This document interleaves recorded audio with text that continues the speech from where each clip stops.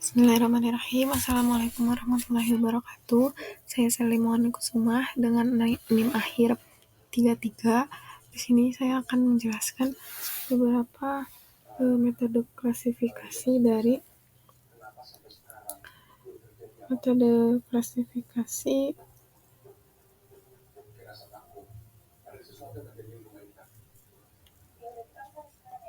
machine learning untuk sistem fisika. Yang pertama ini untuk kode program klasifikasi bintang dengan random forest.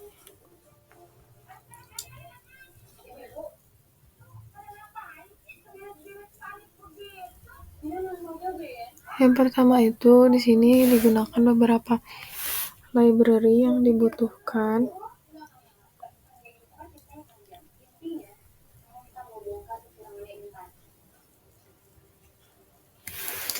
Kode program ini tuh digunakan untuk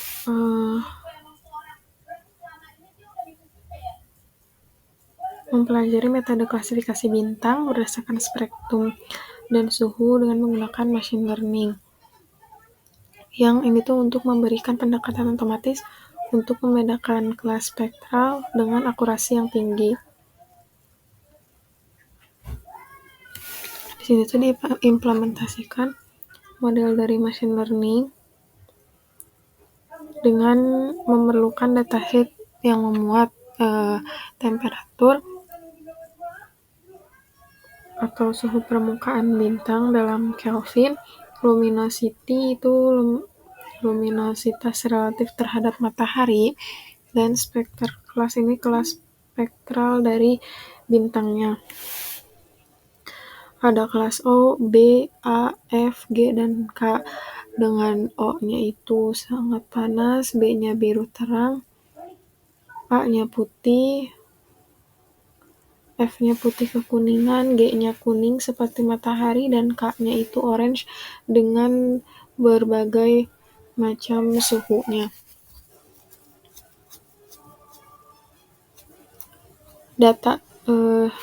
Contoh dari data ini tuh dimasukkan ke dalam file Excel, dan ini untuk judulnya agar terbaca oleh kode program ini.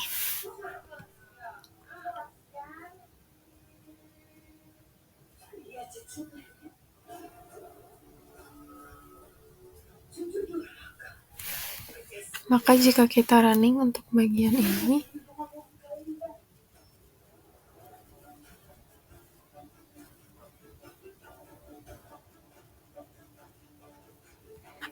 akan memunculkan data seperti ini. Ini tuh untuk akurasinya itu presentasi prediksi yang benar oleh modelnya, kan kemudian ada laporan dari klasifikasinya, dan dihasilkan confusion matriksnya dengan menunjukkan prediksi yang benar dan salah untuk setiap kelas spektralnya. Di sini juga ditunjukkan akurasinya tuh 90% yang menunjukkan bahwa model ini tuh memiliki tingkat prediksi benar yang tinggi.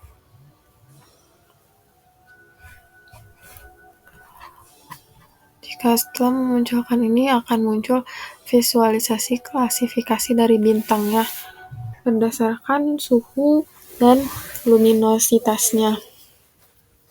Ini tuh menunjukkan bahwa distribusi prediksi kelas spektral bintang ini berdasarkan fitur suhu dan luminositasnya. Setiap titik yang berwarna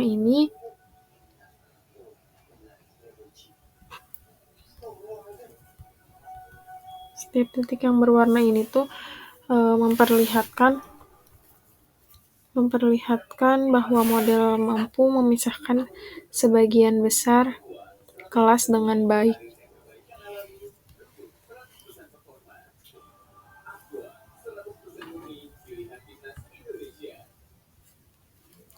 Selanjutnya untuk codingan yang kedua, yaitu klasifikasi dari fase material dengan decision tree classifier.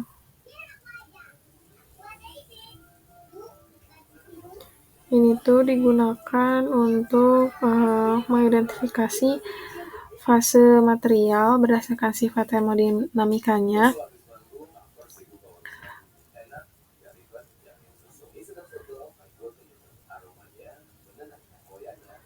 dengan datasheet yang ada itu pada memiliki nilai suhu, tekanan, dan volume dengan beserta label fase materialnya seperti padat, cair, atau gasnya. Jika kita setelah memasukkan ke dalam file Excel, maka kita dapat merunning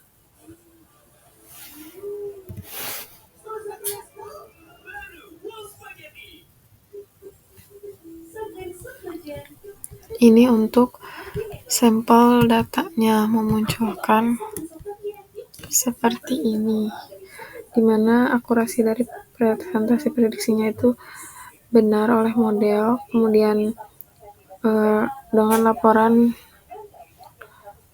laporan dari klasifikasinya tuh sesuai dengan presisi recall F1 score untuk setiap fasenya. Adapun untuk conversion matrixnya itu diperoleh itu menunjukkan bahwa distribusi prediksinya itu benar dan salah untuk setiap fase materialnya.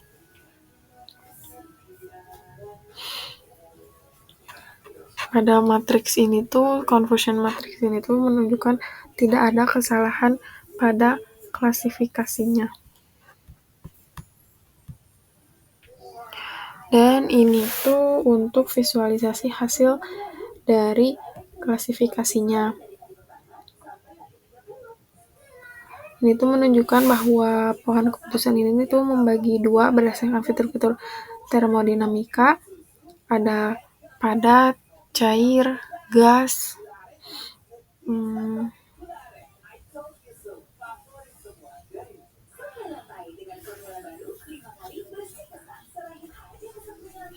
kemudian pada bagian ini juga setiap noda pada pohon itu menunjukkan bahwa kondisi pemisahan dan informasi tentang jumlah sampel serta distribusi kelas pada noda tersebut. Warna yang berbeda ini tuh menandakan kelas yang diprediksi pada setiap cabang pohon, memberikan gambaran yang jelas tentang bagaimana model ini tuh dapat membuat keputusan klasifikasi berdasarkan fiturnya.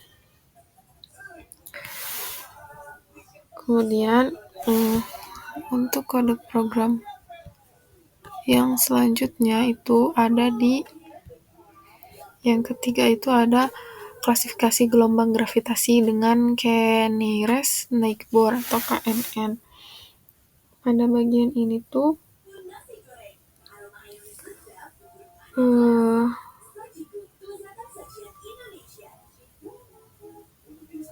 digunakan data berupa frekuensi, amplitudo, durasi sinyal, dan jenis dari peristiwanya. Dengan file Excel, data gelombang gravitasi pada bentuk Excel, jika kita running, maka datanya itu akan memunculkan seperti ini. Dengan conversion matrixnya itu menunjukkan bahwa semua prediksi ini berada pada diagonal utama, yang berarti tidak ada kesalahan pada klasifikasinya.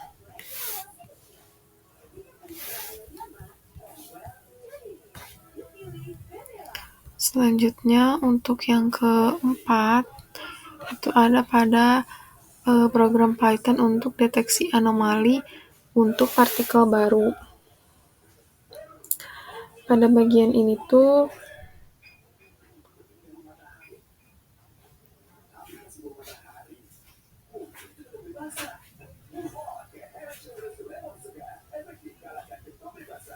digunakan untuk membedakan antara partikel yang sudah diketahui dan sinyal potensial dari partikel baru yang mungkin terdeteksi.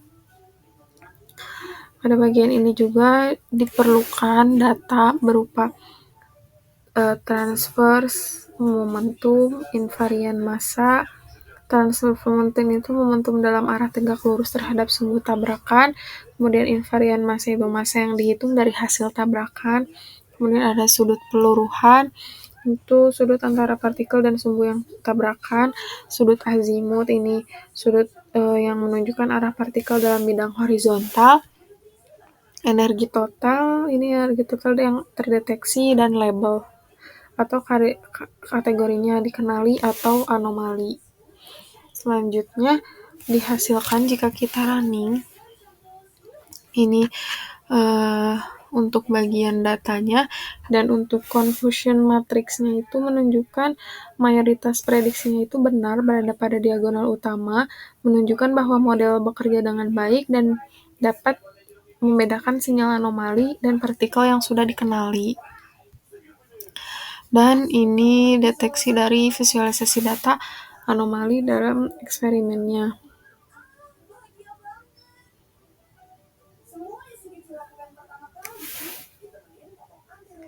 Pada model ini tuh isolation forest-nya itu berhasil mendeteksi sinyal yang dianggap sebagai anomali yang ditunjukkan adanya kandidat partikel baru atau partikel yang memiliki sifat fisik berbeda dari partikel yang sudah diketahui.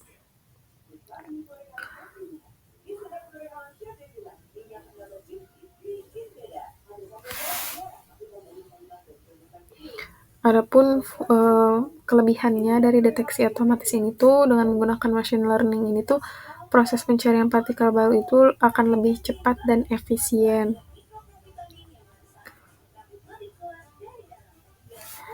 Kemudian untuk kode program yang selanjutnya itu ada pada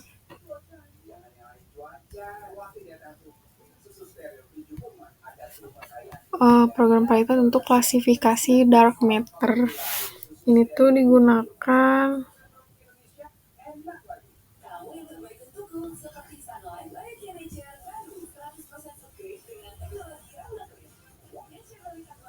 diimplementasikan untuk mendeteksi pola, membedakan dark matter dari noise dengan memanfaatkan fitur seperti energi, ionisasi, dan durasi sinyal, serta labelnya, dark matter atau noisy. Itu untuk data yang harus diketahuinya itu ada fonon energi, yaitu energi yang dihasilkan oleh interaksi nuklir dalam bentuk fonon. Kemudian ionisasinya, yaitu energi ionisasi yang dihasilkan dari tabrakan. Kemudian durasi sinyal dalam milidetik, dan labelnya. Maka jika kita running, untuk bagian ini akan menghasilkan confusion matrix benar berada pada diagonal utama untuk menunjukkan bahwa model bekerja dengan sangat baik. Dengan visualisasi data seperti ini tuh menunjukkan bahwa machine learning ini mampu membedakan sinyal dark matter dan noise dengan akurasi yang tinggi, dan menunjukkan bahwa fitur seperti energi fonon dan ionisasi ini tuh memiliki informasi yang cukup untuk membedakan sinyalnya.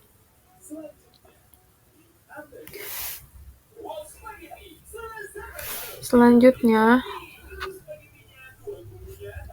dijelaskan juga untuk kode program klasifikasi objek astronomi berdasarkan data Sloan Digital Sky Survey atau SDSS. Pada bagian ini itu SDSS di sini adalah survei astronomi optik yang menghasilkan data fotometrik dan spektroskopik dari objek-objek langit. Dengan datasheet yang mencakup ribuan observasi yang diukur dalam berbagai spektrum cahaya dan menjadikannya ideal untuk mengembangkan model klasifikasi menggunakan machine learning ini. Dalam klasifikasi ini tuh menggunakan algoritma SVM sebagai metode machine learning untuk mengklasifikasi multi-kelas dengan fitur yang cukup banyak. Adapun datanya tuh kita download pada link yang sudah dicantumkan di modulnya. Maka jika kita running, maka datanya itu akan menghasilkan seperti ini dengan confusion matrix-nya itu menunjukkan distribusi prediksi yang benar dan salah untuk setiap kelasnya. Dengan model ini tuh memiliki akurasi keseluruhan 97,95%, menunjukkan bahwa model ini tuh mampu mengklasifikasi objek langit seperti galaksi, kuasar, dan bintang dengan sangat baik pada datasheet yang diuji. Kemudian setelah confusion matrix-nya dimunculkan visualisasi hasil klasifikasi berupa cross validation. Pada model ini tuh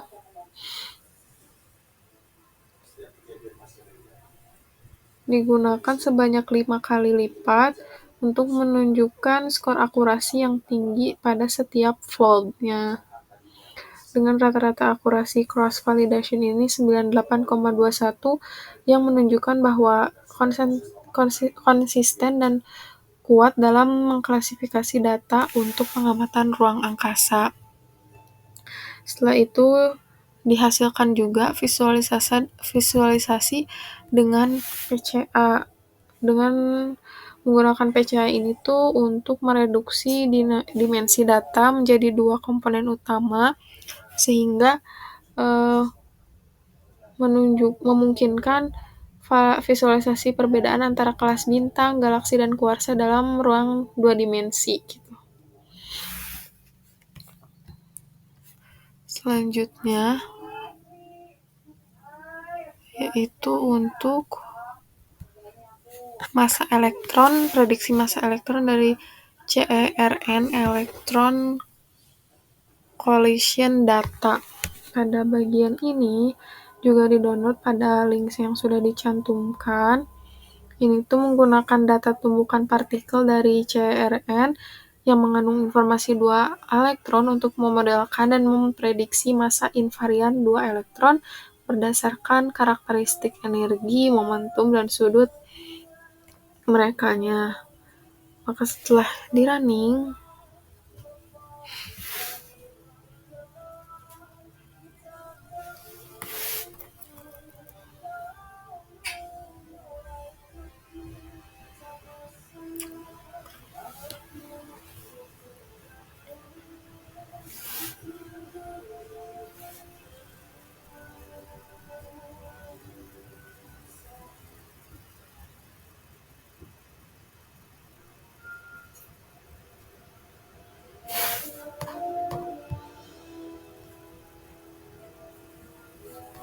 seperti ini datanya untuk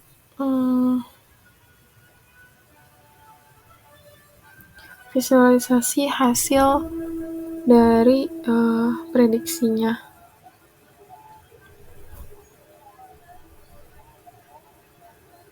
Ini tuh scatter plot prediksi dengan nilai sebenarnya. Plot ini tuh menunjukkan hasil hubungan antara massa invarian sebenarnya dan prediksi. Dengan garis diagonal menunjukkan prediksi yang sempurna, titik yang lebih dekat ke garis menunjukkan prediksi yang akurat.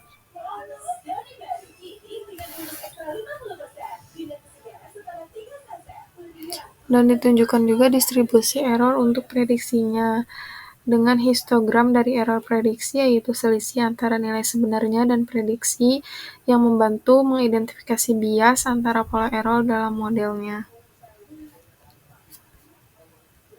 Ini untuk bagian datanya. Kemudian yang terakhir pada modul ini tuh untuk partikel baru dari CERN Electron Collision Data. Pada bagian ini tuh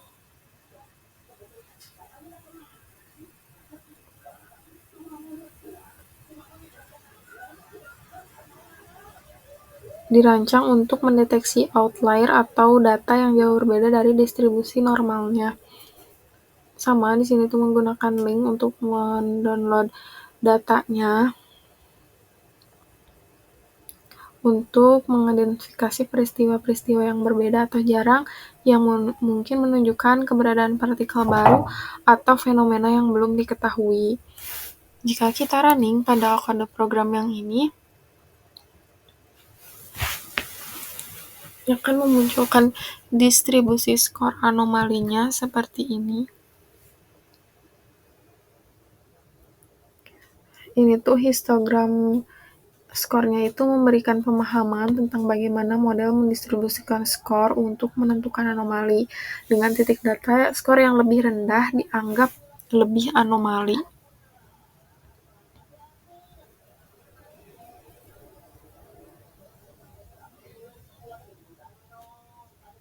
Kemudian, memunculkan juga deteksi anomali berdasarkan energi elektronnya.